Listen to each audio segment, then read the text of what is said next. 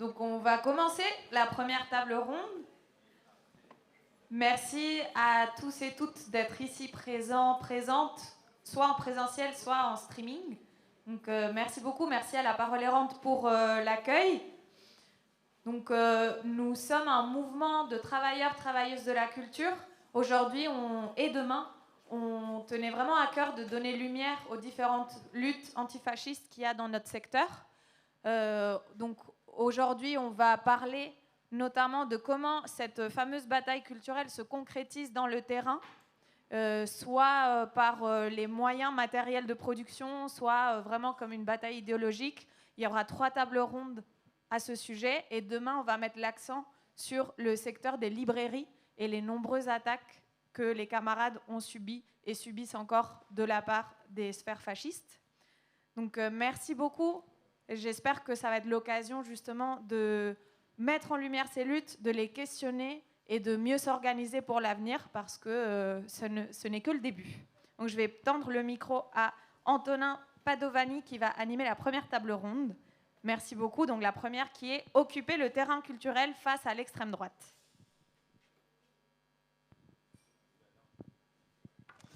Merci beaucoup pour cette introduction, et merci du coup à tout le collectif Culture en Lutte Île-de-France et à la Parole Errante de nous accueillir.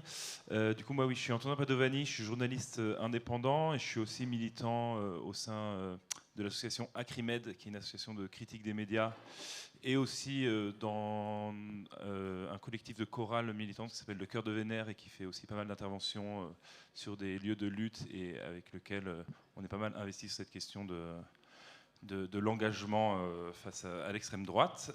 Voilà, donc je remercie Culture en Lutte Île-de-France de m'avoir proposé d'animer cette table ronde. Donc cette table ronde qui intervient sur la thématique « Occuper le terrain face à l'extrême droite ».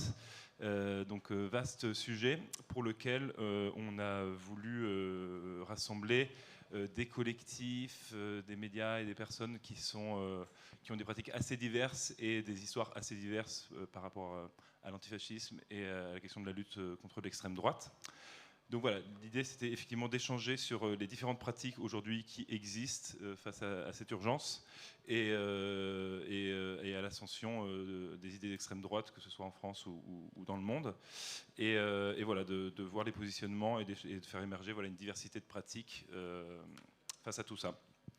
Donc que ce soit à la fois dans les modes ou les modalités d'action, sur la question des outils militants qui sont à disposition et qu'on diffuse pour cela, ou voilà, tout simplement voilà, dans l'engagement au quotidien, dans les pratiques culturelles et artistiques, ou dans l'organisation d'événements, etc. Donc cette table ronde, voilà, on va essayer dans une première partie de présenter chaque collectif et les choses que chacune met en place dans ce cadre, dans cette lutte, donc dans cette idée d'occuper le terrain face à l'extrême droite.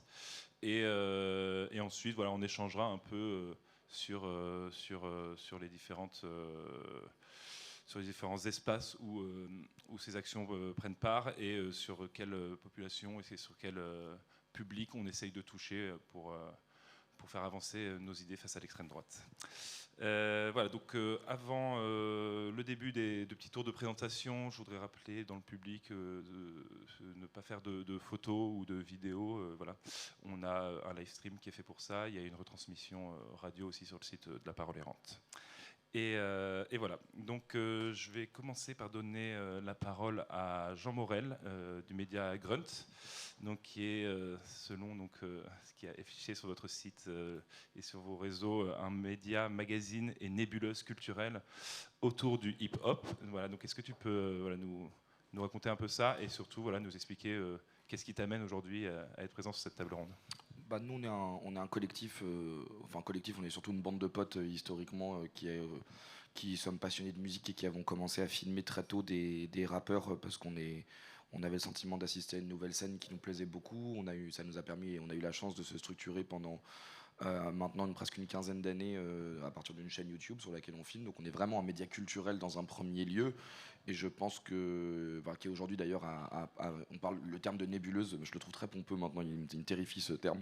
Mais en gros, c'est nébuleuse dans le sens où on s'est toujours autorisé à faire un peu tout ce qu'on pouvait se permettre de faire associé à la musique. Donc aussi bien de la captation de concerts que de filmer des sessions, que de faire du documentaire. On travaille aussi de temps en temps en tant que production audiovisuelle avec des chaînes comme France Télévisions, comme Arte, ce genre de choses. Et le terme de nébuleuse, c'est qu'aussi on essaie d'avoir un maximum de déclinaisons et en fait on essaie d'avoir un modèle indépendant qui nous permet de pouvoir prendre des décisions et faire des choses quand on a envie de le faire, et notamment avec un nouveau volet qui est un volet autour de l'événementiel, ce qui est du coup assez logique, parce que je pense qu'il y a pas mal de gens qui travaillent dans le milieu du spectacle et qui sont concernés par ces conférences et qui vont être là aujourd'hui. Donc on a maintenant un festival de musique qui se tient depuis maintenant 4 ans, ça va être la 5e édition cette année. Et la raison pour laquelle je suis là aujourd'hui, c'est qu'on a pris la décision il y a de ça maintenant un mois et demi. En fait, non, je vais être un peu plus précis. On a fait une première tournée avec un rappeur qui avait commencé il y a 6 mois, où on est avec un rappeur du Nord qui s'appelle Ben PLG, qui est un artiste formidable, très engagé par ailleurs et qui est un mec vraiment, vraiment brillantissime.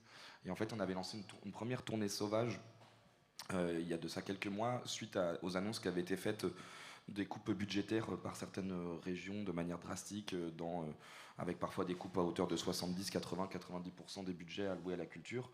Et du coup, on s'était dit qu'on avait une forme de responsabilité, parce qu'on a un peu une voix, on a quand même un réseau, et donc on avait monté une tournée, on est allé faire des dates en moins de 48 heures dans différentes salles en région pour valoriser justement tous ces gens qui travaillent dans ces salles-là, dans les salles de concert, qui maintenant depuis presque 5-6 ans sont pointés du doigt systématiquement, en gros pour moi depuis le Covid, où on a commencé à raconter que ces métiers-là n'étaient pas essentiels et qui sont les premiers sur lesquels on tape dès qu'il y a des coupes budgétaires. Et c'est moi des gens pour lesquels j'ai un amour étant passionné de musique et passant ma vie dans des salles de concert, c'est vraiment les gens qui m'apportent de la joie au quotidien.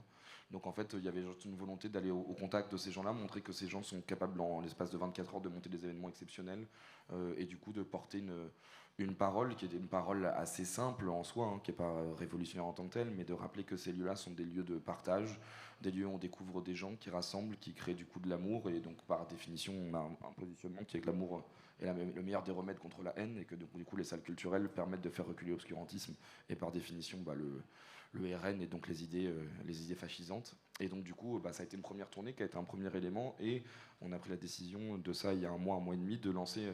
Parce qu'en fait, on a aussi quelque chose qui nous a été souvent dit attention, vous organisez quand même énormément d'événements à Paris, il y a quand même un truc très parisien autour de ce qu'on fait, et c'est vrai qu'on défend aussi beaucoup d'artistes qui viennent de Paris et de sa banlieue.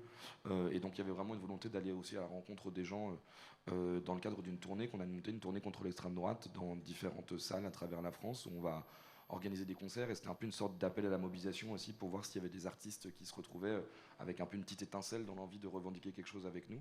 Et d'ailleurs, on a depuis plein d'excellentes nouvelles, parce qu'il y a énormément d'artistes qui nous ont contactés en disant on veut en être, on veut venir avec vous, on veut.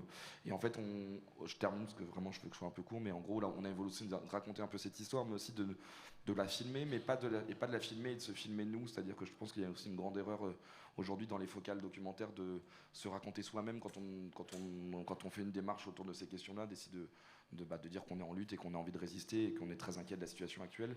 Mais l'objectif, c'est aussi de peut-être du coup tourner la caméra vers les gens qu'on va retrouver dans ces salles-là et d'essayer de les filmer eux pour entendre leurs voix et leurs inquiétudes autour de la montée de l'extrême droite et surtout des conséquences que ça peut avoir. Donc ça sera aussi un appel, et du coup j'en profite tant que j'en suis ici, parce que voilà, si vous avez des contacts, des gens dans différentes régions en fonction de la tournée où on sera, qui mènent des actions et qui veulent être entendus, le but c'est aussi du coup sur scène, entre les morceaux, et du coup le but de recruter du public et des jeunes qui vont venir nous écouter, etc. De faire entendre ces voix-là de gens qui sont en résistance. Il y a plein de villes sur lesquelles il se passe plein de choses. Par exemple, j'étais en contact on a une date à Saint-Brieuc, et il y a récemment encore un camp de réfugiés qui a été démantelé, et on va faire monter justement les associations qui défendent les réfugiés là-bas.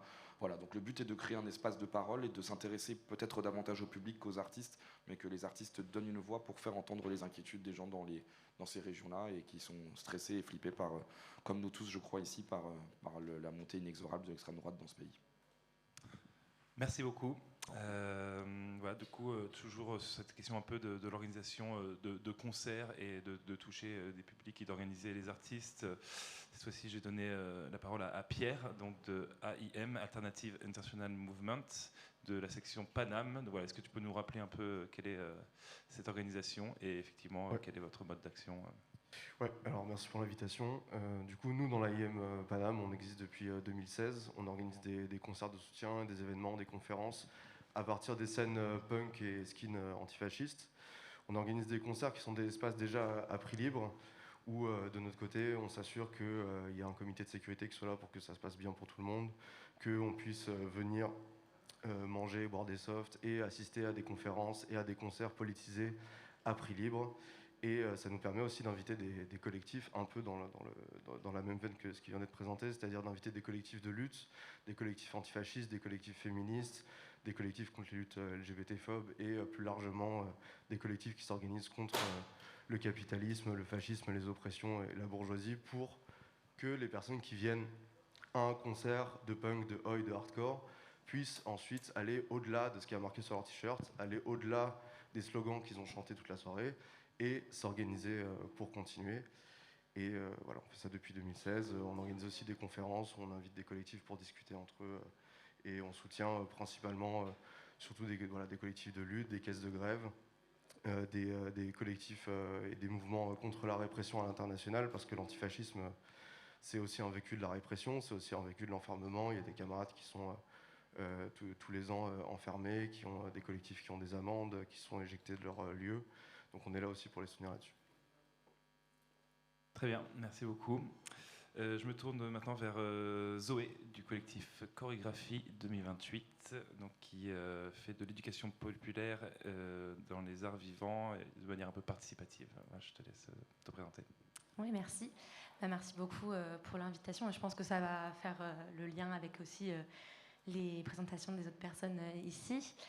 Du coup, Chorégraphie 2028, c'est un collectif d'éducation populaire. Donc on n'est pas, on va dire, des professionnels de la culture comme on peut l'entendre, voilà, ou peut-être comme pas mal de monde ici aujourd'hui. On est avant tout des personnes très inquiètes de voir la montée des idées d'extrême droite partout autour de nous, voilà, dans nos milieux, soit le milieu de l'éducation, mais aussi peut-être parfois dans nos familles, enfin voilà, partout.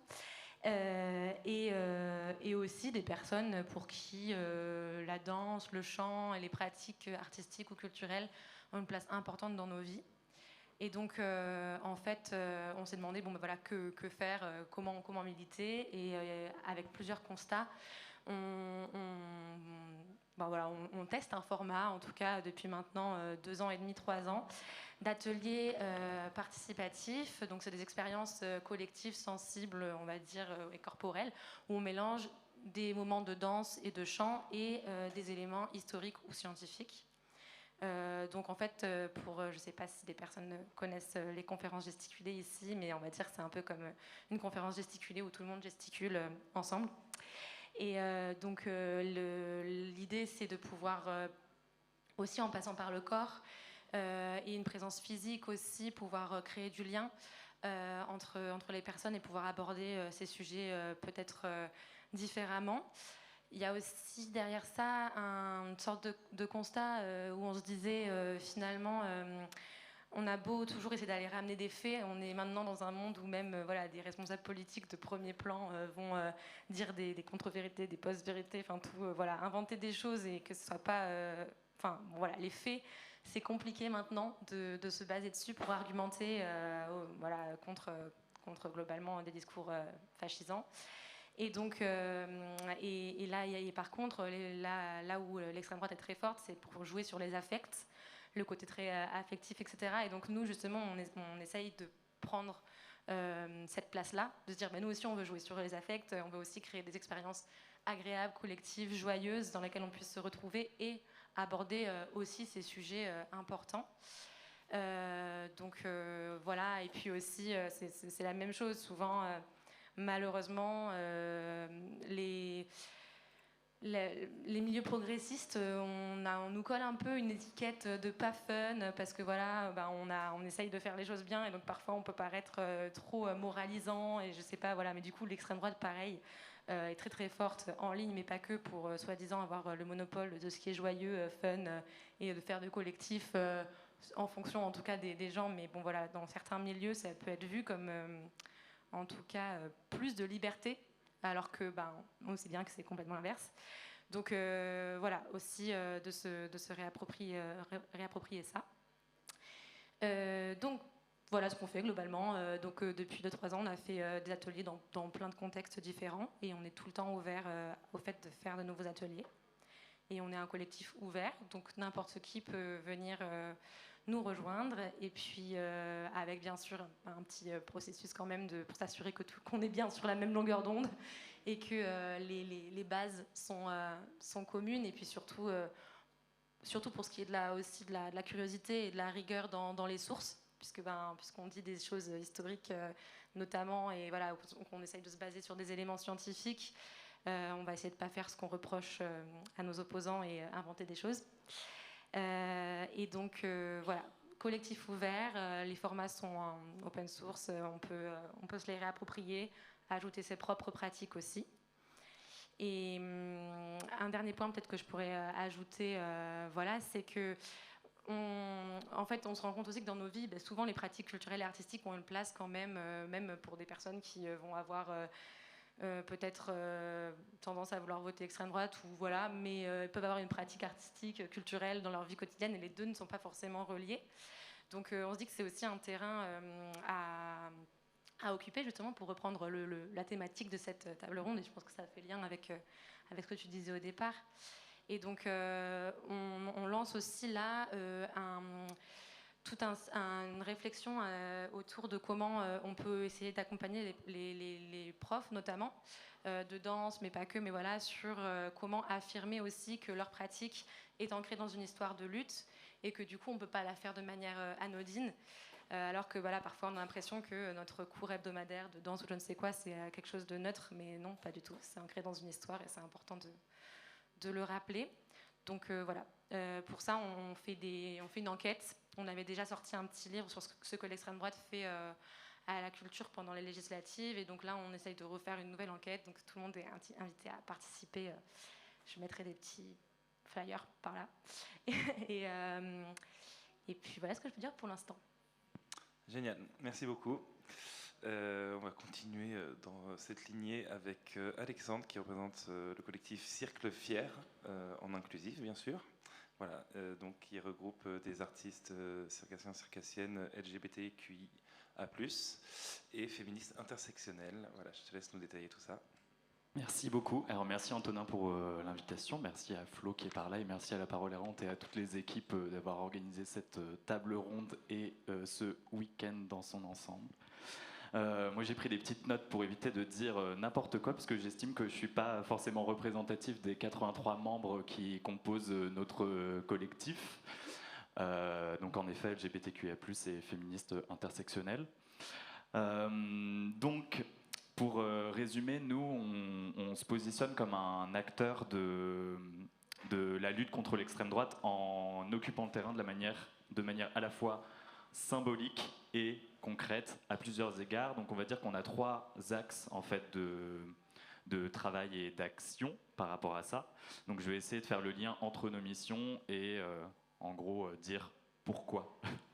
Parce qu'on ne se place pas comme un acteur de la radicalité. Surtout, on estime qu'il y a des collectifs, des mouvements sociaux, des associations qui sont beaucoup plus en mesure, qui ont les ressources humaines et les moyens en fait, pour pouvoir faire ça mieux que nous. Donc nous, on va dire qu'on est un peu en support à côté de ça et que voilà, on place l'art et notre collectif, on va dire on va dire que par essence, on lutte contre l'extrême droite. Donc en gros, j'adore le mode veille des téléphones. Donc déjà, premièrement, on est un espace inclusif et politique. Donc c'est-à-dire qu'en tant que collectif, on utilise les arts du cirque comme un outil de résistance et d'émancipation aussi pour nos membres et pour les publics. En fait, par exemple, on propose des ateliers et des espaces qui se veulent safer, qui sont aussi des espaces de rencontre pour les amateuristes et les professionnels. Donc par exemple, on a des trainings toutes les semaines pour nos membres qui sont gratuits. Enfin, sous réserve d'avoir adhéré au collectif et d'être passé d'ailleurs par un petit process pour s'assurer que les personnes concordent avec nos valeurs et nos bases communes. Donc c'est cool, souvent, tout le monde est un petit peu sur les mêmes longueurs d'onde sur ça. Donc la volonté, c'est de créer des espaces en fait, où la diversité et l'inclusion sont reines. Et déjà, ça, ce sont des valeurs que, évidemment, des groupes réactionnaires tentent de détruire. Enfin, en tout cas, on va dire qu'on n'a pas la même vision de la diversité. Donc, petit problème. Et donc, en ce sens, on contribue en fait à une certaine forme de transformation sociale et culturelle. Donc, on part de notre base à nous et la volonté, c'est d'étendre. D'ailleurs, on est LGBTQIA+, et féministe intersectionnel, mais on accueille aussi des personnes alliées, puisque notre but, c'est d'amener en fait à la déconstruction.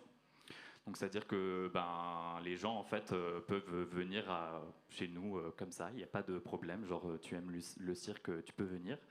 Mais il faut être dans un état où tu te dis, voilà, là, je suis à un endroit, mais je suis en capacité de me dire que j'ai des biais raciaux, des biais éventuellement, toute forme de discrimination possible, et juste je vais les questionner.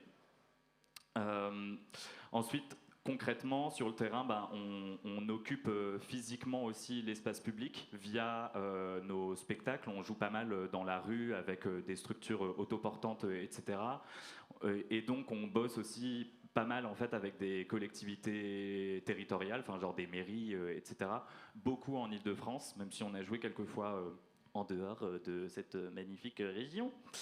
Et donc, on organise des ateliers et des événements et des performances dans des lieux publics, avec toujours, parfois en fait, des difficultés rencontrées avec les collectivités territoriales, parce que concrètement, des maires et des mairesses, même parfois de gauche, avoir des queeros qui font un spectacle, ça peut un peu les brusquer. Donc voilà, faut faire attention à pas être trop politique, à pas être trop dénudé, etc. Et parfois, c'est même pas une question de public.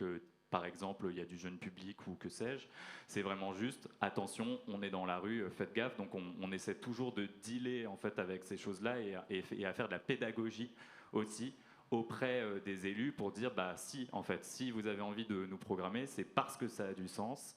Et en fait, si vous n'êtes pas en mesure d'être OK avec ce qu'on représente, peut-être qu'il vaut mieux pas faire du pinkwashing en nous invitant. Donc on va se questionner ensemble. Donc voilà, c'est un petit peu un de nos axes de travail. Je vais essayer de faire plus court parce que j'ai noté un truc beaucoup trop long. Ensuite, évidemment, on intègre des alliances et des mobilisations communes. Ce type d'action, de table ronde, ça en fait partie aussi.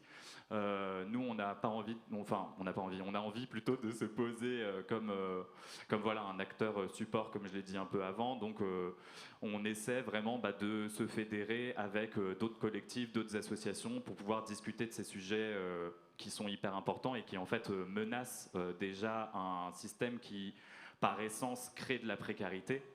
Donc comme je l'ai dit, nous on a des amateuristes et des professionnels, donc de fait il y a des personnes qui ont un taf à côté, tout le monde n'a pas la joie de bénéficier du régime de l'intermittence du spectacle, et donc et même quand on en bénéficie, on est précaire, donc il est hyper important en fait qu'on se fédère entre collectifs, entre structures pour déjà préserver ce statut que beaucoup de personnes ont de plus en plus de mal à obtenir, à garder, etc. Et surtout trouver des solutions pour faire en sorte juste qu'on puisse tous manger, avoir un toit sur la tête, etc. Donc en ce sens, voilà, on fait partie de réflexions. Oh, un chien. On fait partie de réflexions autour de ça. Et dernier petit truc, même si je crois que j'ai déjà tout dit, ça exclut pas, en fait, tout ce que je viens de dire là exclut pas une multiplicité de facteurs et donc de difficultés à vivre, je sais pas si c'est pas clair ce que je dis, mais autour de nos valeurs et de nos idées. Comme je l'ai dit, on ne se place pas dans la radicalité de l'action, car on doit pouvoir manger. Et je pense que globalement, il faut qu'on essaie de trouver des solutions transverses pour faire en sorte que nos métiers perdurent, que nos activités perdurent et que nos structures perdurent, ainsi que nos idées. Voilà. Merci. Merci beaucoup. Je vais rebondir sur la transversalité pour aller de l'autre côté. Et donc notre dernier intervenant, SB du collectif La Horde, donc voilà, qui fait de l'information et des ressources antifascistes. Bah, je te laisse nous détailler aussi votre terrain de jeu. Bonjour, oui, mais alors merci aussi pour l'invitation. En plus, c'est éclectique, ça change un peu. Alors pour ce qui est du collectif La Horde, c'est un collectif un peu particulier parce que nous, pour le coup, on ne fait pas de travail de terrain. Ce que propose notre collectif, c'est des outils, des ressources pour les groupes antifascistes et les antifascistes en général qui sont sur le terrain. On a 3 types d'outils différents. Le premier, c'est un site internet sur lequel on essaye de rendre plus visibles les initiatives antifascistes autonomes. Donc quand je dis autonome, c'est-à-dire pour nous, l'antifascisme à défendre, c'est celui qui est indépendant des partis politiques ou des structures d'État. Donc c'est cet antifascisme-là que nous on défend. Et il se trouve qu'il n'y a pas de réseau antifasciste autonome en France en ce moment, et que donc il y a beaucoup d'initiatives, mais qui sont souvent un petit peu dispersées. Et on essaye de les rassembler sur ce site avec un agenda et en leur donnant de la visibilité. Et on donne aussi quelques éléments d'information sur l'extrême droite qui peuvent parfois être mis de côté par la presse. Donc ça, c'est le premier outil. Et sur cet outil, on trouve le deuxième aspect de notre travail, qui est la production de matériel. Alors il y a du matériel de propagande, là pour le coup, pour l'occupation de l'espace, que sont des autocollants, par exemple. On produit aussi du matériel pédagogique, des infographies, donc des chronologies, des schémas, des cartes. On fait ça, donc oui, je ne l'ai pas dit, on existe depuis 2012, donc ça fait un petit moment là qu'on fait ça. Et par exemple, on a un schéma de l'extrême droite qu'on met à jour à peu près tous les ans. Et puis, toujours dans cette perspective pédagogique, on a écrit 2 livres, enfin un qui a une traduction sur l'histoire du mouvement antifasciste allemand, et un autre qui, aux éditions Libertalia, est dans la série 10 questions sur l'antifascisme, qui donne, pareil, qui est une boîte à outils, c'est-à-dire c'est un manuel, un usuel plutôt, sur l'antifascisme, qui donne comme ça des éléments qu'on espère utiles pour pouvoir mener cette lutte contre l'extrême droite. Et on a également, on ne sait plus quoi faire pour populariser ou donner de la visibilité à cette lutte. On a fait aussi 2 jeux de société, un qui s'appelle Antifa le jeu et l'autre qui s'appelle Fashorama, et qui sont voilà, des outils peut-être plus originaux sur cette lutte-là. Et le troisième aspect, pardon, je l'ai oublié, comme un peu aujourd'hui, on intervient aussi à la demande. Alors nous, on n'organise pas d'événements, mais on se tient à la disposition des groupes antifascistes ou des collectifs qui souhaiteraient des interventions sur l'antifascisme ou l'extrême droite.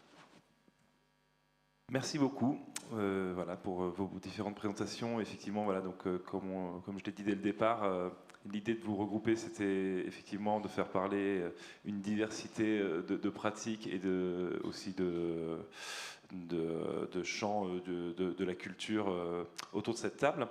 Et donc, pour commencer, donc, on va faire peut-être une petite demi-heure d'échange et ensuite on donnera la parole au public si vous avez des questions.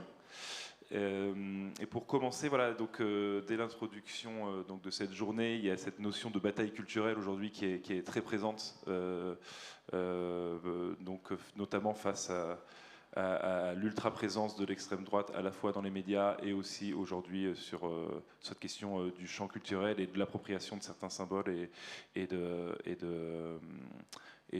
pans de la culture. Et voilà, je voulais vous demander un peu comment vous vous positionnez par rapport à ça. Et je voulais peut-être commencer donc, avec AIM, donc, parce que vous portez quand même depuis longtemps cette question de la contre-culture, c'est-à-dire voilà, de l'idée de la culture comme un espace qui se positionne déjà contre une hégémonie culturelle, contre un pouvoir et des discours d'extrême droite. Ouais, c'est ça. En gros, nous, on se définit comme un collectif contre-culturel parce qu'on se définit à la marge, ou en tout cas à côté, peut-être en opposition, de ce qu'on définit comme des sous-cultures. Donc pas au sens raciste et colonial évidemment, mais plus comme sens de production culturelle qui se suffisent à elle-même et qui ne cherchent pas à militer via la production culturelle, via un groupe, etc. Donc voilà, pour nous, c'est autre chose. Et surtout en marge de la culture mainstream. Nous, c'est pour ça qu'on fait des événements qui sont à prix libre, des événements qui ont toujours sur scène des groupes radicaux, qui ont des messages voilà, sans compromission et qui poussent différentes luttes.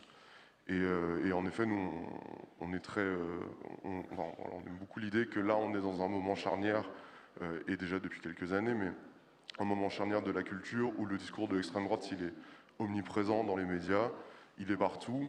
Nous, on est là pour proposer un contre-discours radical qui permet directement de soutenir des choses.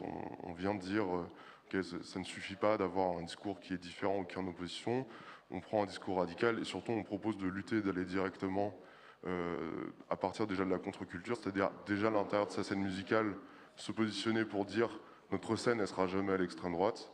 Donc ça peut être vrai pour notre scène punk, skin, hardcore, mais après on a déjà fait des concerts de rap en discutant avec des artistes, et c'est pareil, nous on est là pour dire que ces scènes-là qui doivent appartenir au peuple, et ce sont des scènes qui ne peuvent pas appartenir à l'extrême droite, qui a toujours historiquement essayé de faire des entrées dans ces scènes. Bon, les entrées dans le rap, elles sont un peu ridicules, mais en tout cas dans les scènes skin et punk, c'est arrivé.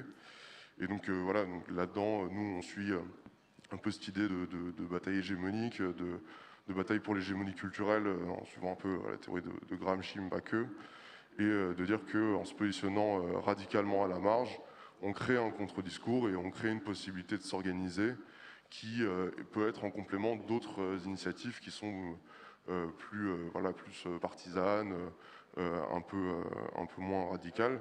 Et le tout permettra peut-être d'avancer quelque chose, un processus révolutionnaire pour écraser l'extrême droite. Ouais, c'est un positionnement donc, pour le coup qui se positionne clairement politiquement sur des idées, des valeurs, etc. Mais bon, qui résonne aussi, je trouve, avec un peu ce que Jean, tu nous as parlé de Grun, parce que tu as parlé aussi du rap et du hip-hop, même si vous venez plus de la scène punk à la base. Mais c'est aussi un mouvement qui a émergé comme une contre-culture et qui aujourd'hui est peut-être plus mainstream. Et est-ce que voilà, il y avait aussi l'idée d'entrer en résonance avec cette histoire pour répondre à des choses concrètes qui se passent et qui nous inquiètent par rapport à l'extrême droite? En fait, je pense que oui, c'est très juste, c'est que je pense que du coup, nous, on a peut-être de la chance, nous, et avec une certaine audience un peu plus large et des artistes qui sont reconnus et connus. Donc moi, c'est pour ça que j'ai employé le terme d'étincelle un peu tout à l'heure dans l'initiative qu'on a eue récemment. Je pense qu'on en parlait beaucoup entre nous, mais je pense que il y a pour beaucoup de gens qui sont peut-être moins dans l'action que d'ailleurs que je salue, parce que je suis toujours extrêmement admiratif des gens qui ont ce courage et qui s'impliquent et qui luttent vraiment sur le terrain comme les gens le font ici.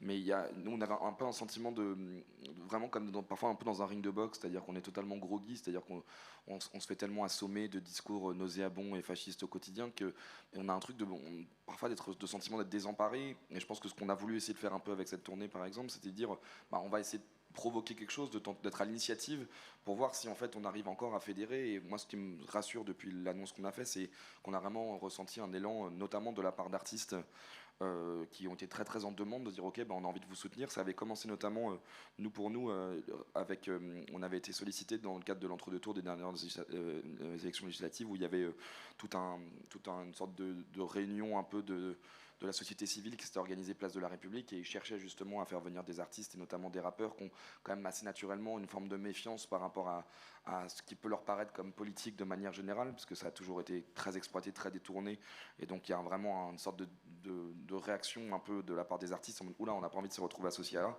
Et justement c'était en nous positionnant en tant que Grun qu'on avait réussi à faire un plateau. Et je salue d'ailleurs les artistes qui étaient venus ce jour-là et qui avaient eu le courage de venir sur scène. Je pense notamment à un artiste comme Prince Wally, dont la symbolique était magnifique, parce qu'il avait fait un concert avec le drapeau français à la main en disant vous ne me l'enlèverez pas, en fait j'ai le droit de pouvoir le porter. Et par exemple, je la salue aussi parce que c'était très drôle, parce qu'elle est montée sur scène.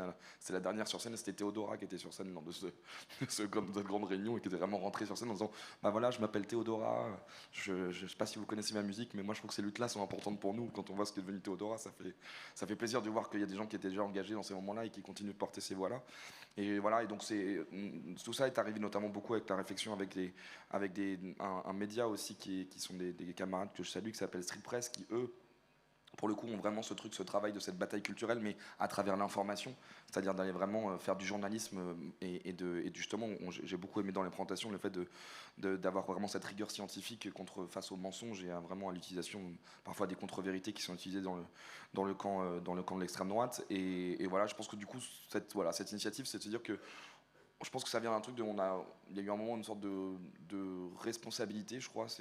C'est qu'on avait un truc où on avait des positionnements et l'époque est à l'engagement. Je pense il y a une forme de responsabilité par à ce moment-là et voilà. Et en fait, je suis très à la fois, je ne vais pas vous mentir si on parle en français limpide, très stressé par cette tournée parce que quand même on se demande à quoi ça va ressembler, mais en même temps très emballé de voir qu'il y a beaucoup de gens artistiquement à qui on a beaucoup reproché parfois de pas trop se mouiller, etc., qui, je pense, sont dans une démarche de se rendre compte de l'urgence et qui là nous répondent vraiment de manière assez incroyable et qui sont même moteurs et demandeurs de ce qui nous a permis de rajouter des dates, etc. Donc voilà, ce qu'on va chercher là-dedans, encore une fois, c'est pas très nouveau, mais moi ce que je cherche, c'est fondamentalement de l'espoir, parce que quand je disais qu'on était groggy et que moi je me lève chaque matin avec un niveau de faction anxiété qui me ronge au quotidien, et en fait peut-être qu'il y a un truc un peu thérapeutique là-dedans aussi, mais on essaie de soigner, et moi c'est la musique qui m'a toujours soigné dans ma vie, et là me sentir autant porté et soutenu par des artistes, c'est cet espoir qu'on va chercher, et donc voilà, encore une fois, s'il y a des gens qui veulent... J'espère qu'on pourra vous croiser dans les salles si vous avez l'occasion dans les régions. Et on a ajouté une date à Paris qui a été sold out en 12 heures. Donc ça, c'est une trop bonne nouvelle. Et à Paris, on commence à avoir vraiment un line-up qui pourrait être potentiellement un line-up de festival. Donc c'est des gens qui viennent de manière bénévole, qui prennent du temps, qui changent leur date de tournée pour venir.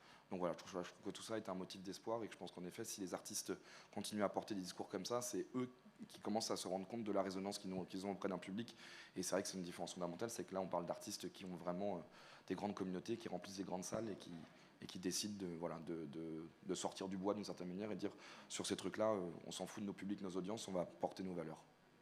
Oui, c'est un combat qui est donc à la fois dans des marges, comme on a pu le voir, mais aussi qui tend à prendre de plus en plus de place face à la place que ça prend aussi, que prennent les discours de l'extrême droite. Et par rapport à ce que tu disais, que je trouve intéressant, c'est aussi de remettre les artistes au centre de ce jeu-là. Et ça résonne aussi avec ce qu'Alexandre et Zoé disaient sur la précarité et le fait d'offrir aussi la possibilité aux artistes de s'exprimer. Parce qu'en fait, voilà, j'ai l'impression aussi que, peut-être particulièrement dans le hip-hop ou quoi, mais il y a cette question de ne pas s'exposer. Aujourd'hui, il y a beaucoup de gens qui se disent apolitiques, qui se disent qu'ils ne veulent pas se positionner, alors qu'on est tous conscients qu'il y a un fort besoin aujourd'hui de se positionner concrètement face à ces idées d'extrême droite qui prennent beaucoup de place. Et justement, voilà, je me demandais sur cette question de la précarité, de comment on s'expose en tant qu'artiste. Peut-être Alexandre, je ne sais pas si tu veux rebondir là-dessus, et notamment quand on est issu de minorités qui sont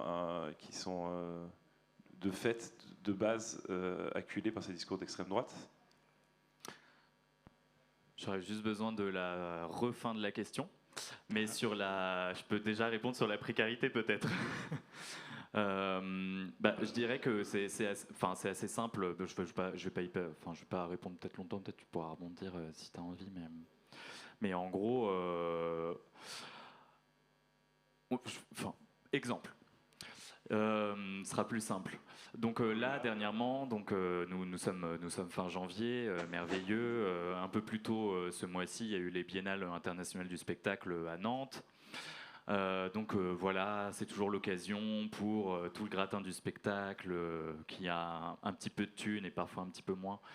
En tout cas, de discuter bon bah voilà, je vais acheter ton spectacle, ça coûte 35 000 balles, 40 000, 50 000, voire plus. Bref, on est déjà à des sommes, laisse tomber. On connaît pas. Mais en tout cas, je voulais parler de ça parce que par rapport à la précarité, c'est que globalement, moi j'ai l'impression qu'on demande régulièrement en fait à des artistes qui n'ont déjà pas grand-chose en fait de fournir un effort qui est beaucoup plus conséquent que des artistes qui sont déjà dans une certaine forme de confort et grand bien leur face. Genre vraiment, c'est trop bien. Moi, là je m'exprime à titre personnel, mais moi je suis plutôt partisan du fait que tous les artistes devraient en fait pouvoir vivre dignement de leur travail et pouvoir faire voilà, leur taf sans qu'on soit dans une espèce de mise en concurrence permanente, dans une espèce de lutte permanente pour avoir la place dans l'agenda du ou de la programmateuriste, même si on est d'accord que c'est souvent des programmateurs de plus de 50 ans, blancs. Donc voilà, moi, en fait, ça me questionne parce que, en fait, aujourd'hui, on nous dit, les partenaires, si on travaille plutôt dans le spectacle vivant public, nous disent, bon, bah voilà, on n'a plus d'argent. Parce que les fluides coûtent plus cher, parce que telle région dans l'ouest de la France a coupé des subventions au fonctionnement, bon ça c'est pour les compagnies, mais ou que voilà, tous les crédits diminuent, donc de fait on va pouvoir accueillir moins de compagnies, donc si on accueille moins de compagnies, ça veut dire qu'on va accueillir celles qui remplissent ma salle, donc celles qui ont déjà de la thune et qui ont déjà une grande visibilité. Donc de fait, les plus petites structures, elles continuent d'être précarisées. Et quand on dit structure, on parle évidemment aussi des équipes artistiques et techniques qui doivent continuer à galérer pour créer dans des conditions qui sont déjà pas optimales de fait. Voilà. Donc je sais pas si ça répond, mais ouais. Et tout à fait. Mais la deuxième partie de la question, c'était aussi par rapport en tant qu'artiste, comment est-ce que aujourd'hui se revendiquer d'un collectif qui porte un discours antifasciste ou en tout cas un discours par rapport aux oppressions que vous subissez, est-ce que ça vous expose et est-ce que les artistes en fait qui sont précaires et qui du coup osent pas aussi porter ces discours-là parce qu'ils ont peur, je sais pas, de perdre du taf, voilà. Alors moi je voudrais pas m'exprimer pour les artistes puisque je ne suis pas artiste de cirque, j'aimerais bien, mais voilà mon corps n'accepte pas, parce que le cirque ça fait mal, mais c'est beau. Venez voir des spectacles de cirque si vous en voyez pas ou si vous n'avez pas l'habitude d'en voir, c'est super. Choisissez les biens aussi parce qu'il y en a qui sont un peu engraissés à l'argent. Du coup, pour répondre à la question sur sur l'extrême droite, oui, évidemment, moi je pense qu'il y a aujourd'hui en fait, on se retrouve, moi en tant que personne qui gère un petit peu la production pour le collectif et donc qui est plutôt en lien avec les partenaires, etc. Parfois, moi j'ai l'impression qu'on est obligé un peu de se vendre, quoi, déjà à titre personnel, je pense qu'on est déjà tous un peu vendus quand on travaille dans un secteur parce qu'on est obligé de faire des concessions à certains endroits parce que il faut bien manger, donc il faut de l'argent. Voilà, ce serait idéal qu'on puisse tous vivre en mode Aurillac, on vit au chapeau et puis on arrive à payer tout le monde. Sauf que malheureusement, notre société n'est pas construite de cette façon-là. Du coup, oui, de fait, il y a des artistes et nous, en tant que collectif, on est un peu obligés parfois de faire des concessions à des endroits. Évidemment, on ne fera pas de concessions puisqu'on espère ne pas... on en a déjà croisé, mais on espère en croiser plus du tout. Des personnes élues qui sont d'extrême droite, quoi. Et je pense que, clairement... Le jour où se posera la question, par exemple, j'en sais rien, d'une mairie qui est élue d'extrême droite et où le maire est élu du RN ou d'un autre parti, pas du tout en accord avec nous, nous contacte. Clairement, je pense que la question pour nous, ce sera non. Et je pense même que payer très cher, ce sera non. Mais du coup, aussi au prix de quoi ? Tu vois, je pense que dès qu'on est dans une situation de précarité, t'as pas de thunes et en même temps tu dois dealer avec des cachets hyper bas pour tes équipes et t'essaies de faire en sorte de payer toutes les répétitions, de payer toutes les dates de jeu, de faire en sorte que tout le monde s'en sorte, quoi. Ça ferait un peu chier, mais en même temps on le ferait parce que juste c'est pas ok, quoi. On veut pas participer au pinkwashing de la droite et de l'extrême droite. Zoé, tu voulais réagir à ça aussi ? Oui, non, mais juste pour dire qu'en tout cas, moins pour peut-être les artistes qui font du spectacle, mais plus sur l'aspect aussi les personnes qui enseignent des pratiques artistiques.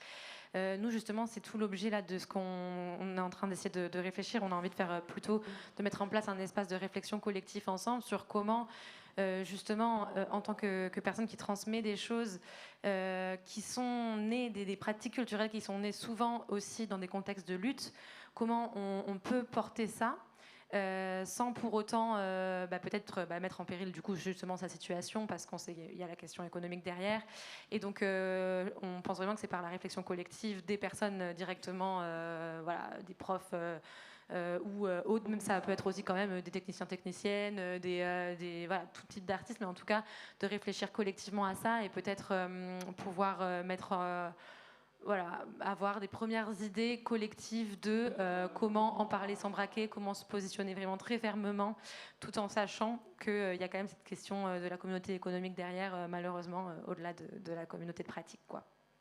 Donc, invitation à tout le monde. Merci. Je vais remettre un peu le débat donc, sur la question principale qui nous était accordée. C'est donc cette question d'occuper le terrain. Donc voilà, on a vu qu'il y a différentes manières, que ce soit donc, effectivement sur la question de l'éducation, sur la question de l'organisation d'événements ou de la production de différents outils. Et je me demandais, voilà, vous aujourd'hui, vous avez déjà un peu répondu à travers la présentation de vos différents collectifs, mais voilà, quels sont les terrains, quels sont les territoires aujourd'hui que la culture peut et doit aller chercher, et notamment face à l'extrême droite, pardon. Voilà, je ne sais pas s'il y a quelqu'un qui a une réaction par rapport à ça en priorité. Alors nous, pour le coup, on est dans des scènes musicales, donc la scène punk, la scène skin, c'est des scènes où il y a des batailles, il y a des grandes batailles qui ont déjà été gagnées. Aujourd'hui, il y a très peu de skinhead d'extrême droite et encore moins de groupes de oi d'extrême droite. Des groupes de punk d'extrême droite, c'est compliqué. Après, nous, on est là aussi pour un peu tenir un étendard un peu différent de certains groupes de punk qui vont du coup jouer dans des grands festivals, etc., qui vont porter quelque chose d'un peu moins radical, mais quand même quelque chose contre l'extrême droite. Et nous, on est là pour leur rappeler que notre musique, elle peut être encore plus radicale. C'est possible d'aller plus loin, c'est possible, et c'est aussi important. À côté de la pratique musicale, on a nous-mêmes créé un groupe à partir de l'AIM. C'est important pour nous de dire que voilà, faire de la musique, même organiser des concerts, c'est pas tout. On se forme à l'antifascisme surtout sur le terrain. C'est un terrain qui est multiple. Et je pense que si nous, de notre côté, je crois, si on peut dire quelque chose pour les personnes de la culture, c'est que c'est important aussi d'aller militer et pas que de produire du discours, qui est déjà quelque chose qui est très très important aujourd'hui, proche de 2027, et avec une montée des idées d'extrême droite. Mais c'est possible de faire les deux, et on y apprend beaucoup. On apprend beaucoup sur le terrain.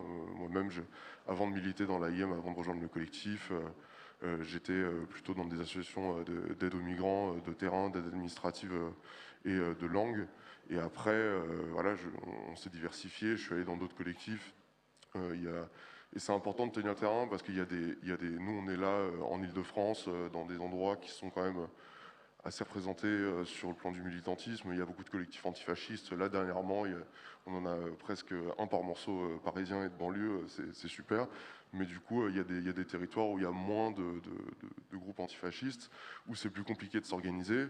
Et c'est important de dire aux gens que normalement, que ce soit des performances, des moments d'éducation populaire, des concerts de punk, des concerts de rap qui arrivent près de chez eux, ça doit les motiver à mettre en pratique ces idées.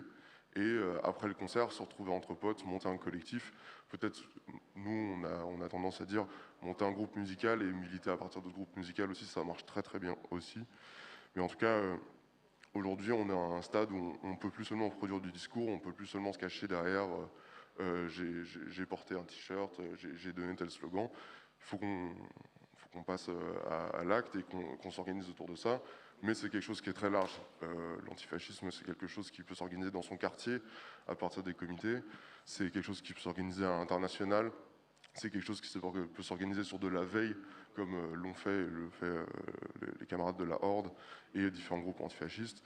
Voilà, c'est quelque chose qui est pluriel, qui est ouvert à tout le monde et qui est absolument nécessaire dans la période actuelle. Oui, et puis sur ce côté de répondre à une urgence sur... Oui, pardon, je t'en prie. C'était sur la question de la bataille culturelle. Je pense que ce qu'il faut aussi rappeler, c'est qu'effectivement, il y a peu d'artistes qui se revendiquent d'extrême droite. En revanche, dans le débat public, il y a une normalisation du discours inégalitaire, raciste principalement, mais pas seulement, contre toutes les minorités. Et je pense que c'est pas tellement scène contre scène aujourd'hui, comme ça peut être dans d'autres pays ou à d'autres époques. Mais là, c'est vraiment l'affirmation, la nécessité en tout cas, d'avoir l'affirmation d'un discours clairement égalitaire, et surtout qui vise à empêcher cette normalisation. Moi, je ne dirais pas que l'extrême droite elle a gagné la bataille culturelle ou qu'elle est hégémonique, pas du tout. En revanche, elle s'est à nouveau normalisée, c'est devenu une opinion parmi les autres. Et je pense que l'enjeu pour, à la fois dans le monde de la culture, mais plus largement pour la lutte, c'est de prendre en compte cette réalité de normalisation des discours inégalitaires et du matraquage qui l'accompagne, pour réaffirmer des choses qui ne sont pas des évidences, c'est-à-dire la nécessité de s'émanciper, d'encourager la solidarité entre les gens et surtout d'avoir une vision radicalement égalitaire des relations entre les gens. Et justement, je voulais te demander la réalité de la normalisation de ces discours. Toi qui travailles avec beaucoup d'artistes, est-ce que c'est aussi... est-ce qu'il y a des conséquences concrètes aujourd'hui sur ces artistes qui les poussent à prendre la parole et vous qui vous poussent à promouvoir des événements qui clairement s'exposent là-dessus, dans une perspective où à la base vous êtes peut-être plus dans un cadre plus mainstream où ces discours-là ils sont moins affirmés? En tout cas, je pense qu'il y a un sentiment de prise de conscience parce que bon, en fait, c'est à paraître aveugle, il y a quand même un constat qui est implacable en ce moment et que du coup, mine de rien, on parle quand même aussi de beaucoup d'artistes qui ont conscience que en fait, ce sont aussi des choses qui les attaquent dans leur chair, beaucoup d'artistes racisés, etc., qui se sentent quand même profondément ostracisés et du coup comprennent qu'ils sont une cible et du coup cherchent à réagir. Et en tout cas, sur la manière de s'organiser, sur justement occuper le terrain, c'est la question. Moi, mon souhait le plus cher aujourd'hui, évidemment, je parle de ce que je connais, mais moi je pense qu'il y a un réel danger en fait de disparition des médias culturels de manière générale, des médias culturels indépendants. Je pense que là, je parle dans un endroit où les gens sont déjà en résistance. Moi, l'appel aussi qu'on essaie de mettre en place, c'est aussi un appel à la résistance de ces médias culturels. Là, on a eu beaucoup de relais de la part de beaucoup de médias justement autour de cette tournée, et ça fait plaisir parce qu'il y a souvent aussi un truc un peu on se regarde un peu en chien de faïence, à qui a sorti un bon programme, un truc, etc. Là, je pense qu'il y a une urgence et que je pense qu'il faut trouver des modèles qui soient des modèles un peu comme des modèles à la Mediapart, etc. Je pense qu'il y a un réel besoin de mettre en communauté les ressources qu'on peut avoir. Nous, on a la chance, par exemple, cette tournée, par exemple, avec une billetterie, le but est de la flécher vers les associations qui peuvent se mettre en danger, par exemple, en nous accueillant, parce qu'elles prennent le risque de pouvoir se faire couper les subs par les mairies, notamment les mairies RN, on va aller jouer, etc. Il y a aussi un fléchage qui va être fait sur les revenus, sur justement aider des médias culturels qui sont en ce moment en difficulté, des lieux aussi de culture.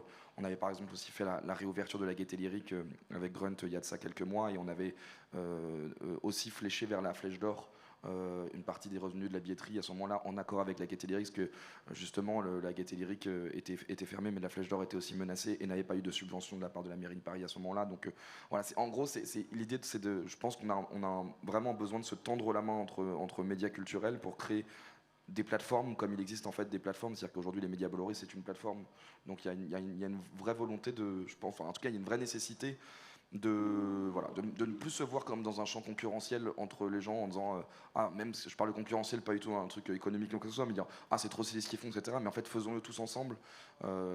Si nous si on peut partager notre audience sur telle initiative de Grunt sur tel ou tel projet, on le fera avec le plus grand des plaisirs. Et je pense qu'il y a un besoin de mettre en communauté nos ressources et nos financements pour continuer aussi. Parce que là on parle, je comprends qu'on parle de mainstream par rapport aux artistes qu'on défend, mais en même temps c'est pas non plus la réalité économique de pas mal d'artistes qu'on défend n'est pas non plus si glorieuse que ça, et très très loin des clichés qu'on s'imagine du rap où tout le monde pense que tout le monde roule en Lamborghini. On en est vraiment très loin fondamentalement, mais voilà, je pense qu'il y a, en tout cas je suis très inquiet de cette disparition parce qu'il n'y a plus de prise de parole sur la culture et sur la musique de manière générale, et je pense que il faut qu'on trouve nos propres moyens de financement en les mettant en communauté pour pouvoir continuer à donner des discours politiques médiatiquement, parce que la bataille est médiatique, elle est sur le terrain, elle est culturelle, mais elle est aussi médiatique, et je trouve que c'est actuellement médiatiquement qu'on recule le plus, puisque du coup on a de moins en moins d'organes qui arrivent à s'autofinancer pour continuer à pouvoir prendre la parole. Et cette question donc de la plateforme, de la mise en collectif, je pense que c'est un peu de toute façon ce qui unit toutes les personnes qui sont autour de moi aujourd'hui. Je vais orienter la discussion aussi vers un cadre aussi, moi, qui me touche, parce que c'est un milieu dans lequel j'évolue, et je pense que Zoé, tu as peut-être quelque chose à nous dire là-dessus, et et ça résonne aussi avec ce que tu viens de dire sur la question de la manière dont l'extrême droite communique dans les médias, etc. Et notamment sur cette question de la revendication de certains symboles de la culture, et notamment des cultures traditionnelles. Comment l'extrême droite aujourd'hui s'approprie ces espaces artistiques en essayant de se les revendiquer. Et pour ce faire, j'ai entendu parler là justement cette semaine, il y a eu un communiqué de la Fédération des amateuristes de musique et danse traditionnelle et qui a relayé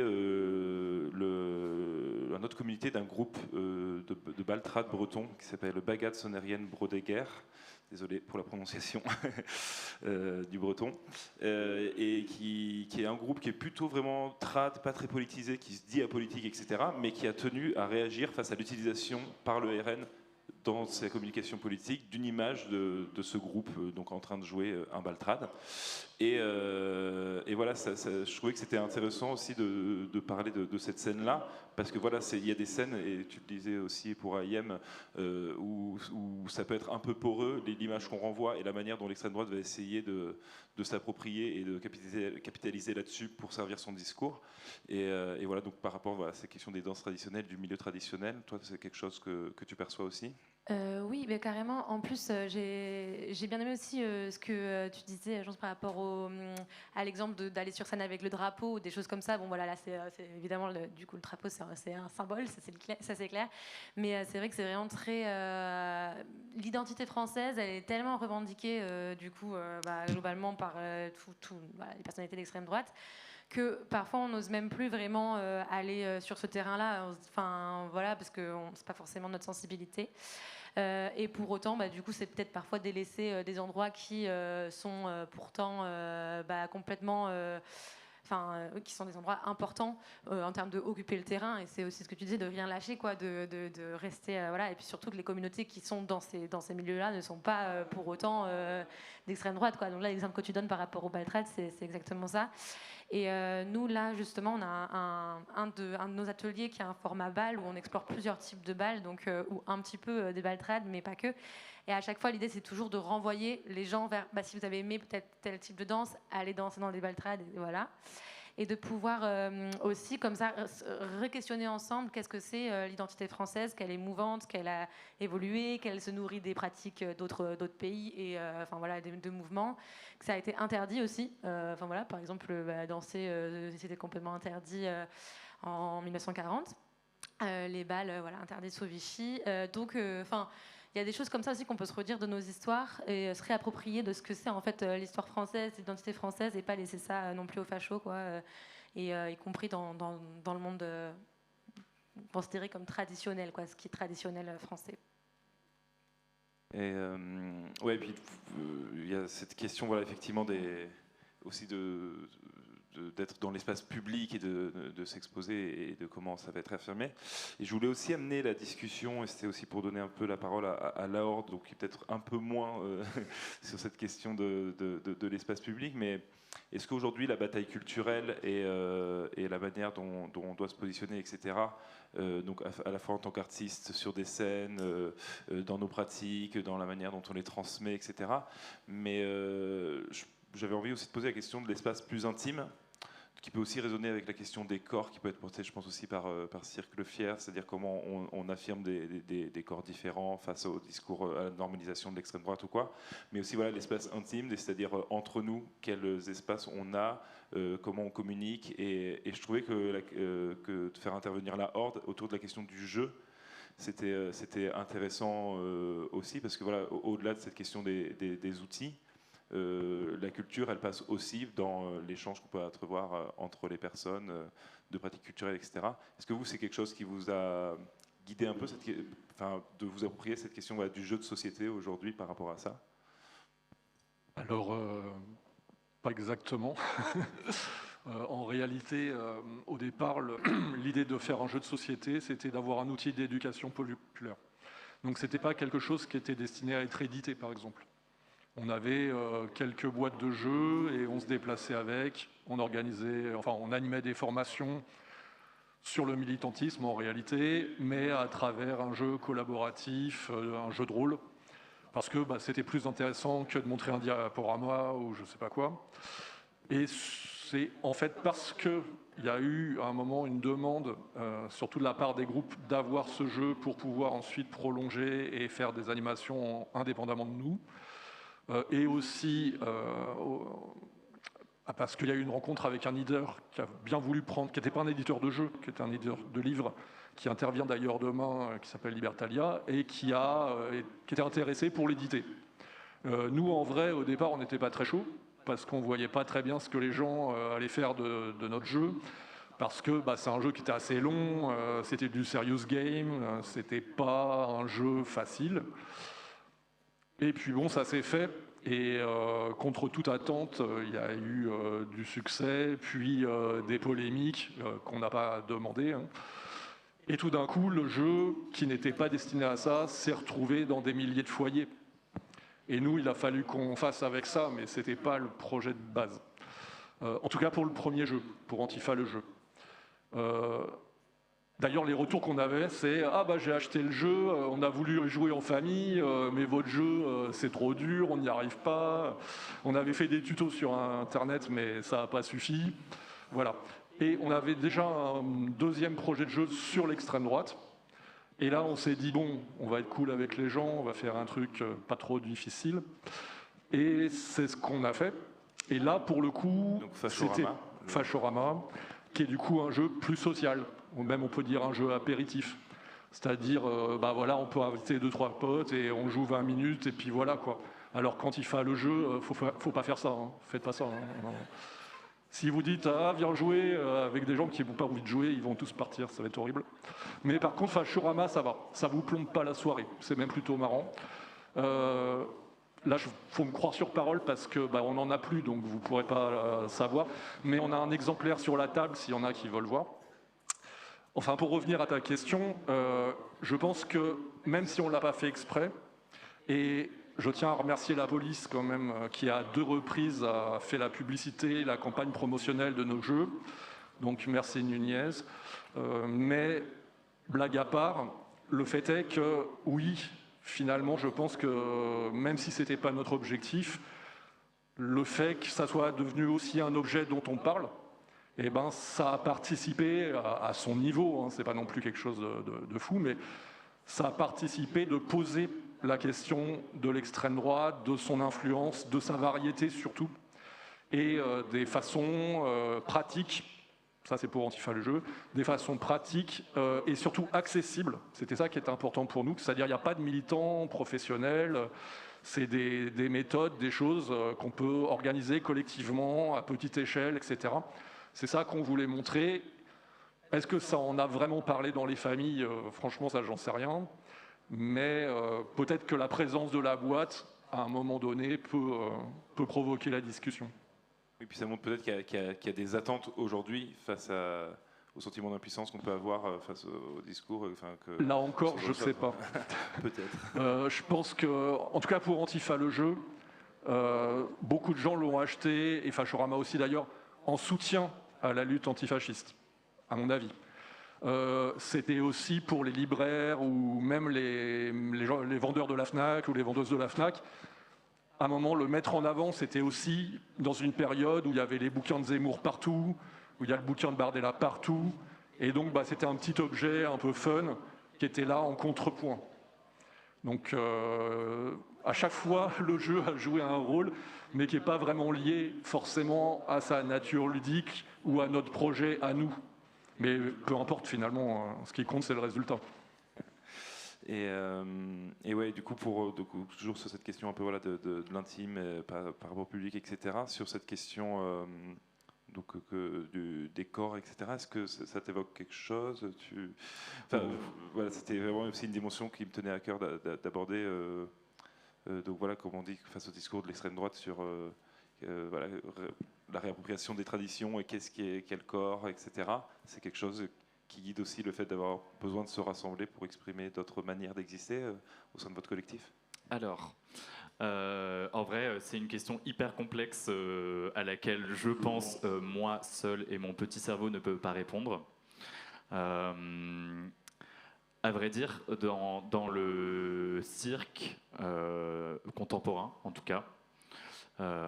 J'ai pas l'impression que, parce que déjà c'est l'un des secteurs les moins subventionnés, donc de fait il n'y a pas beaucoup de lieux de création, donc de fait machin. Bref, ça ruisselle pas vers le haut, on va dire. Par rapport à des esthétiques de corps attendus, certes, il y en a toujours eu. Je ne sais pas si je réponds à la question, hein. N'hésite pas à me dire si je pars complètement dans un autre sens. Mais en gros, évidemment, il y a des esthétiques de corps dans le cirque. Elles sont malheureuses, hein. Je vais donner un exemple tout bête et désolé, mais on imagine très souvent un porteur très grand, masculin, baraqué, qui porte une voltigeuse toute fine, petite et légère. Voilà.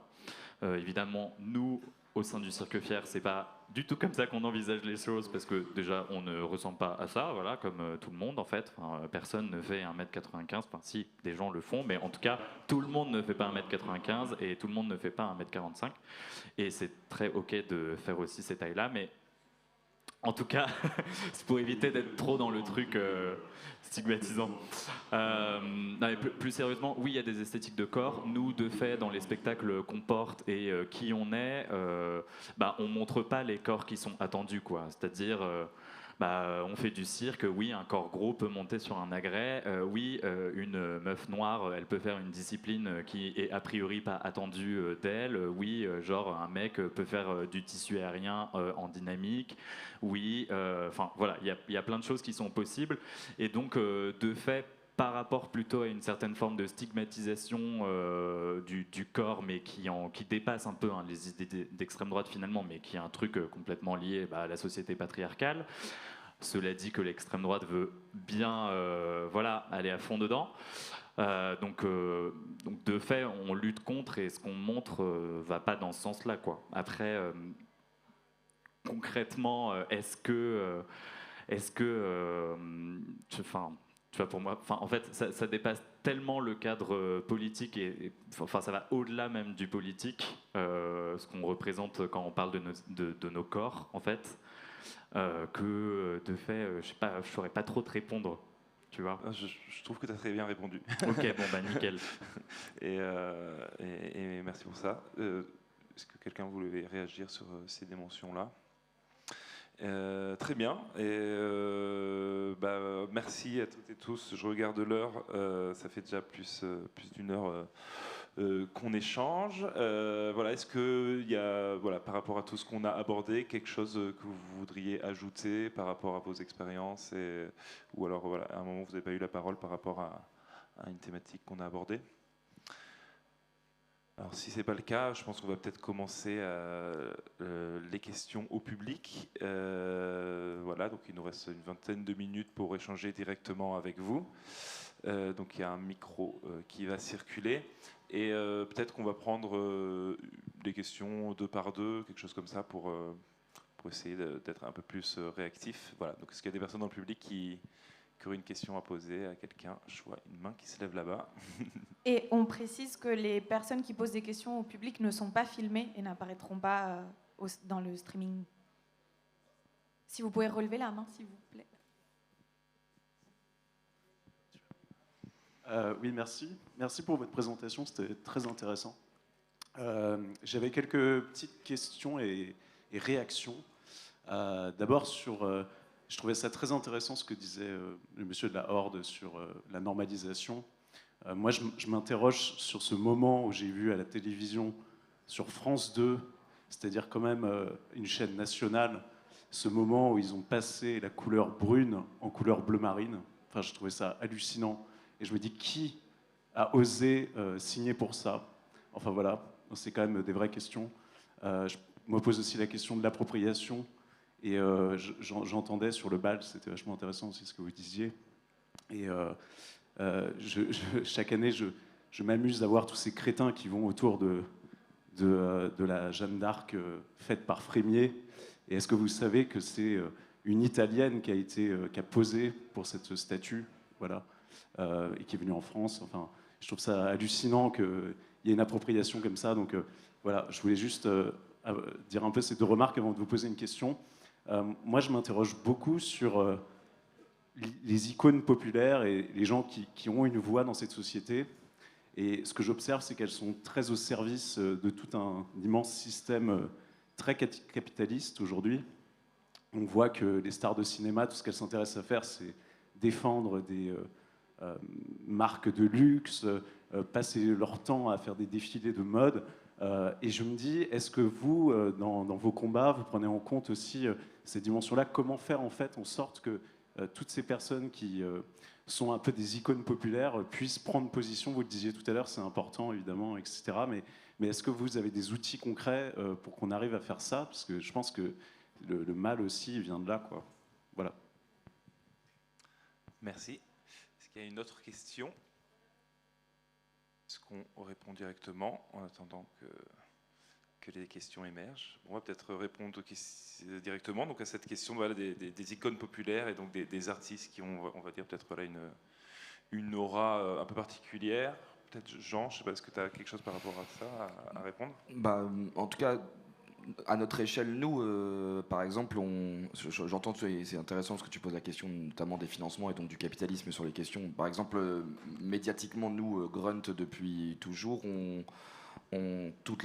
sur notre chaîne YouTube, etc., on n'a jamais proposé de contenu qui soit des contenus sponsorisés, donc associés à une marque quelconque. C'est une volonté d'indépendance pour garder une ligne éditoriale qui nous permette de faire exactement ce qu'on veut. Ce qui fait que du coup, on vit évidemment avec une logique économique à la fin de l'année, on regarde si on peut repartir sur une année de plus. Et en plus, en ajoutant à ça de l'événementiel qui n'est forcément pas l'endroit sur lequel on a beaucoup de chances de réussir à faire de l'argent, mais du coup, en fait, d'une certaine manière, on a le sentiment de participer. En fait, on participe à l'éclosion de ces figures qui sont des figures du coup populaires et qui deviennent des icônes quand elles ont un certain succès. On a quand même nous un positionnement d'être souvent très tôt dans ces carrières-là parce qu'on essaye de leur donner de la force en fait, tout bêtement. Et là où moi je constate du coup quelque chose là en ce moment même, c'est qu'il y a une forme de loyauté et d'engagement de ces artistes-là parce qu'ils se retrouvent ensuite confrontés dans pas mal d'endroits surtout dans la musique aujourd'hui, vraiment, où n'importe quelle apparition médiatique peut parfois être questionnée sous la forme d'un truc d'échange pécunier, c'est-à-dire que de plus en plus de médias proposent même de faire payer pour un tweet, payer pour un réel Instagram, ce genre de choses, ce que nous, on n'a jamais fait, et du coup, ça entraîne une sorte de relation de confiance, je crois, avec les artistes, et qui du coup ont ce rapport avec nous de nous rendre parfois ce qu'on leur a donné. C'est-à-dire qu'aujourd'hui, on se retrouve avec, je parlais par exemple, tu vois, d'artistes comme Théodora, des artistes comme DC, des gens qui sont vraiment qui ont des immenses carrières et une audience colossale. Et du coup, nous, en tout cas, on a ce sentiment comme on a été transparent de notre manière et qu'ils nous ont vu en fait investir nos propres sous qu'on va chercher, et c'est encore là où c'est essentiel, à travers le CNM, à travers le CNC, enfin en gros des financements qui sont d'ailleurs pointés du doigt par l'extrême droite, et on sait qu'à partir du moment où elle sera au pouvoir, ce sera les premiers trucs qui seront coupés, donc le modèle économique dans lequel nous vivons nous aujourd'hui va s'arrêter du jour au lendemain. C'est pour ça que je parlais de s'organiser et trouver des modèles de financement, peut-être par l'abonnement alternatif, etc. Mais du coup, même ces figures-là dont on estime qu'elles peuvent être parfois un peu frileuses, ne pas prendre la parole, je pense qu'elles ont surtout besoin des endroits où elles se sentent en capacité de prendre la parole. Et nous, on essaye de trouver cet espace de prise de parole où elles se sentent soutenues. C'est-à-dire que venir sur scène avec nous, par exemple, dans le cas de cette tournée, elles se sentent entourées et pas du tout exposées, où on a l'impression qu'on les jette comme un Playmobil dans un évier en disant « dis quelque chose de poétique ici », alors que potentiellement, il y a une angoisse de voir le contre-pouvoir de l'extrême droite qui va leur répondre immédiatement. Donc, je pense que voilà, c'est dans nous en tout cas je le ressens beaucoup dans le relationnel, et on a été beaucoup aidé à notre échelle maintenant par des artistes. Si on parle par exemple de programmation de festival, il y a beaucoup d'artistes qui font des efforts sur leur cachet par rapport à nous, parce qu'ils savent aussi qu'on est un contre-modèle et qu'on n'est pas par exemple Live Nation ou AEG qui sont en train de se partager l'intégralité du gâteau du spectacle vivant et des concerts en France, et qui sont vraiment en train de menacer encore une fois les alternatives, et qui nous permettent par exemple nous de tenir des discours contre l'extrême droite dans un festival devant 10 000 personnes et d'avoir des siamo tutti antifascisti qui sont entonnés de manière spontanée par la foule. Et ça, c'est ces espaces-là qu'il faut continuer, je pense, à préserver. Et je pense que les artistes ont pris conscience que ces endroits leur sont chers maintenant, et qu'ils ont aussi envie de les protéger. En tout cas, dans les motifs d'espoir que j'essaye d'avancer, moi je ressens ça beaucoup dans je sais pas, une espèce de truc un peu je sens un désir de câlin, quoi, globalement, de la part des artistes, avec les médias qui les chérissent, et je pense qu'ils commencent à s'en rendre compte et que ça fait du bien, de la même manière qu'il y a quelques initiatives sur plein d'autres sujets où, voilà, je sais pas si je réponds exactement à la question que tu as posée, mais en tout cas, moi, j'ai l'impression, je sais pas, j'ai l'impression plus que jamais, alors que c'est paradoxal, parce que j'ai l'impression qu'on est dans un moment de dooming et de genre, on a l'impression que la fin est proche, mais ces petites étincelles-là, elles me font y croire. Et je sens un élan de la part de ces artistes-là. Et après, quand on compare évidemment au milieu du cinéma, le milieu du cinéma, il est déjà gangréné, c'est-à-dire que les modèles indépendants, j'ai encore vu un papier l'autre jour, il n'y a pas une seule étape de la production d'un film aujourd'hui où Bolloré n'est pas dans l'équation, quoi. Donc c'est pour ça que personne ne prend la parole. Je pense que la musique, encore sur quelques tout petits détails comme ça, par des initiatives alternatives, indépendantes, c'est quand même un espace de contre-culture incroyable. Et en tout cas, moi, je sens que j'ai l'impression d'une prise de conscience de certains artistes aujourd'hui qui, moi, me réchauffe un peu le cœur et l'âme en ce moment. Moi, j'ai l'impression que tu as répondu à la question dans le sens où, face à l'industrie qui sert en tout cas le système capitalisme et à travers elle des discours d'extrême droite, que voilà, il y a besoin d'autonomie, qui me fait penser aussi à ce que vous portez avec AIM.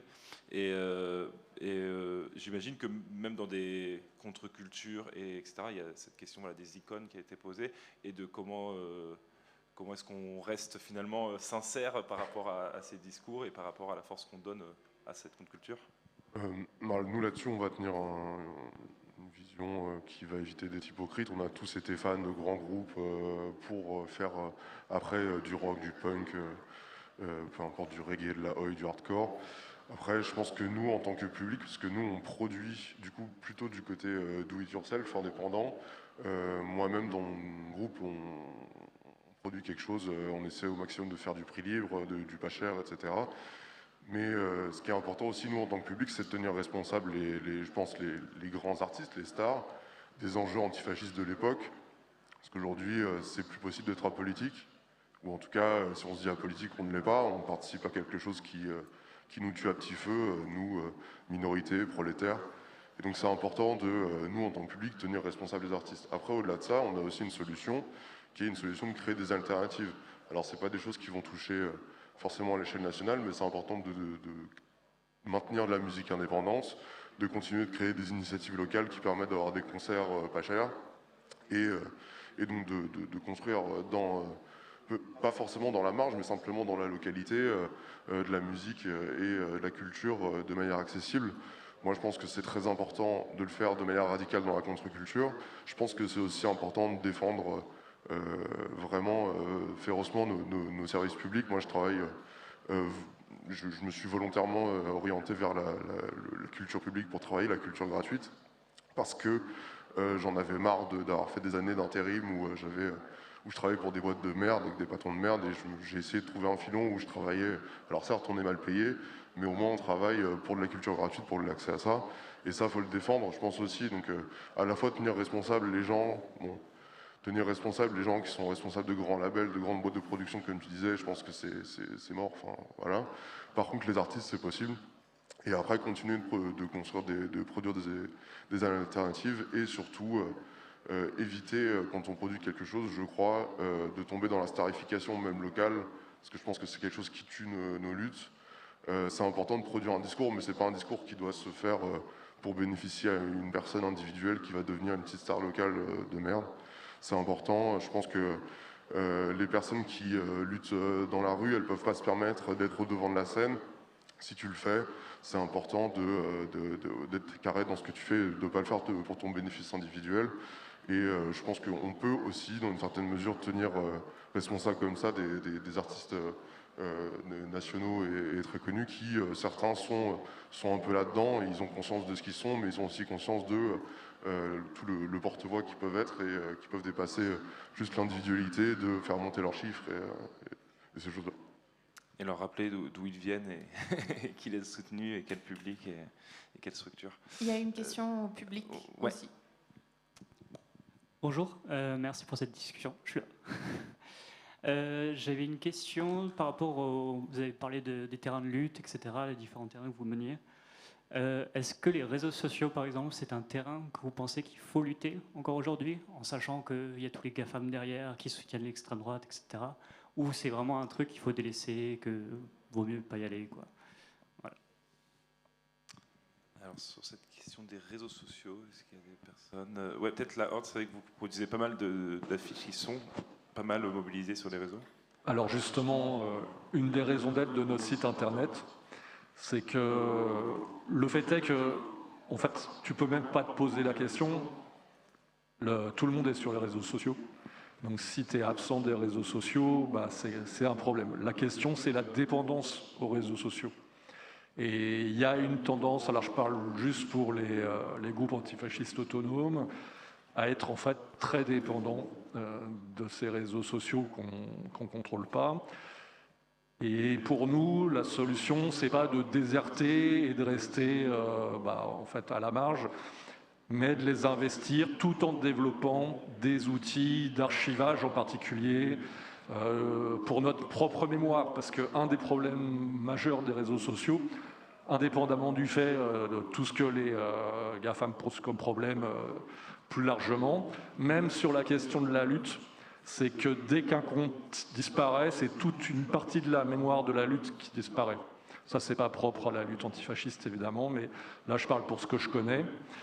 Et donc, nous, ce qu'on demande simplement, c'est de les utiliser en connaissance de cause, tout en développant, soit à travers des sites internet, soit à travers aussi des outils comme des livres, des brochures, d'entretenir notre propre mémoire.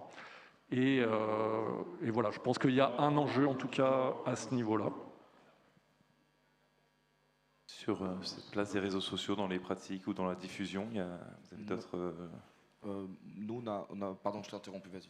Non, je t'en prie, mais j'allais juste dire un truc assez simple, c'est qu'en fait,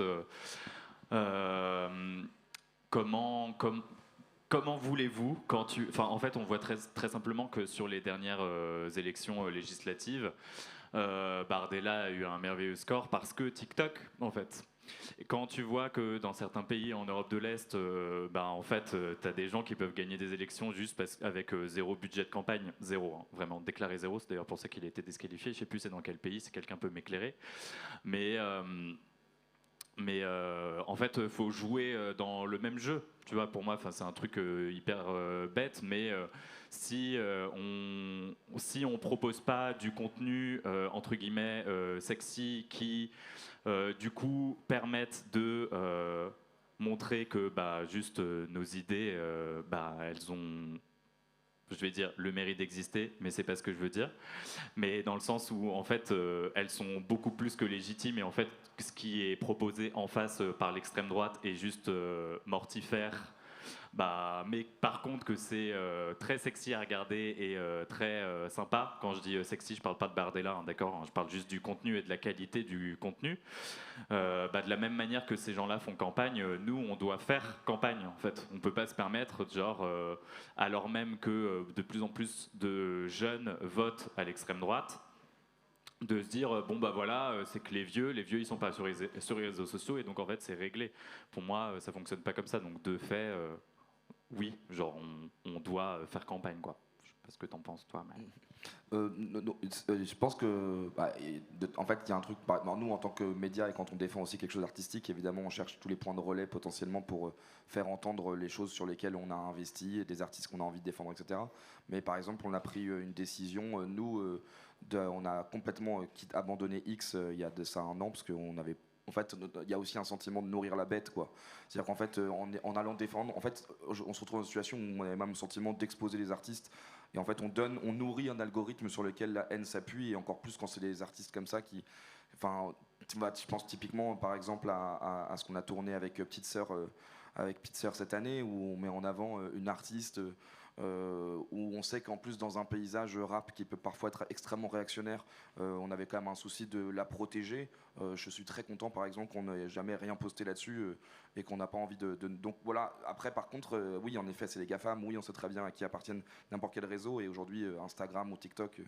Mais c'est une question d'arbitrage par moment et en tout cas nous sur X il y a un refus de principe de...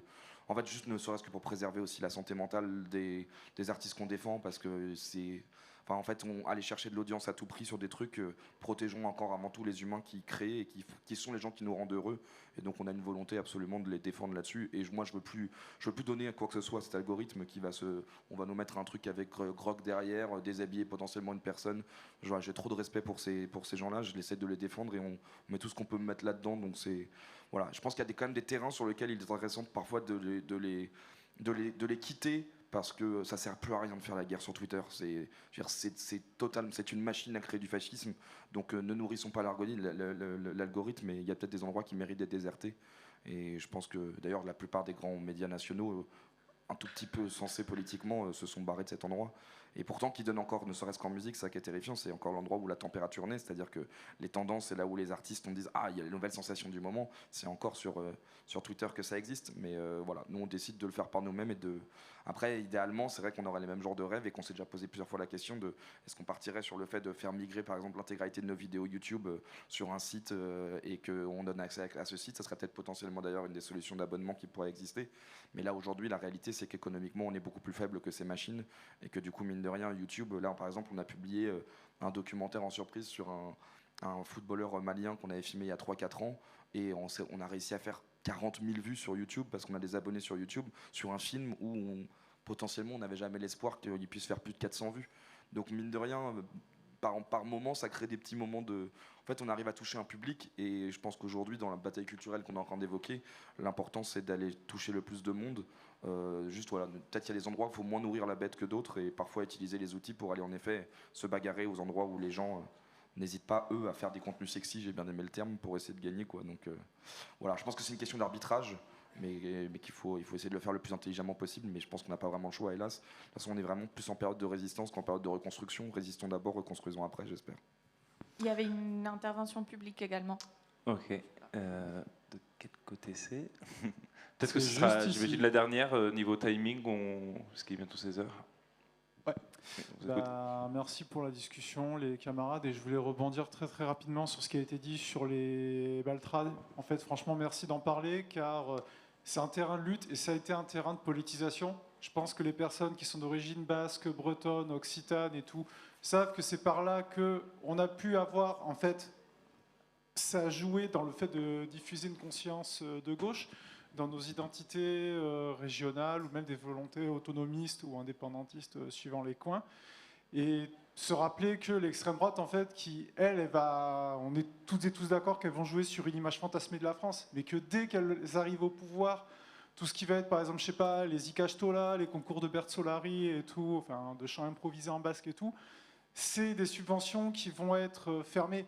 C'est des cultures qui vont être tuées. Ça montre, et il ne faut pas se leurrer, l'État français est fait comme ça.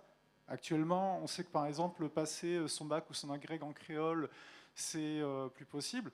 C'est des espaces de résistance, mais aussi, je pense, via une autre gauche qui pourra parler de culture, mais dès qu'on parle de ces identités régionales, ou même, disons-le, dans certains cas, pour ce qui se passe dans les colonies françaises, va vouloir les écraser pour les franciser. Je pense que ça, c'est important d'insister, que ce sont aussi des espaces de résistance vis-à-vis des fachos, mais aussi vis-à-vis d'une certaine gauche qui aimerait bien arriver au pouvoir, mais qui ne se défera pas de ses anciennes colonies. Voilà. Enfin, pas sans lutte. Merci les camarades. Est-ce que vous avez une réaction là-dessus? Non, merci pour cette intervention. Et bon, je pense qu'effectivement, on arrive à la fin, niveau timing de cette table ronde. Voilà, merci d'être venus si nombreux et nombreuses, parce que voilà, peut-être que sur les live streams, merci YouTube, parce qu'on était quand même sur YouTube. Vous vous en rendez pas compte, mais la salle est pleine un samedi après-midi, en début d'après-midi, ça fait vraiment plaisir. Et voilà. Merci vraiment à toutes et tous d'avoir pris le temps de venir pour partager vos expériences, et j'espère voilà, que ça a nourri de belles réflexions et que ça a donné de belles choses au public. Merci à Culture en lutte Île-de-France, et voilà, je laisse la parole pour présenter la suite de la journée. Au revoir.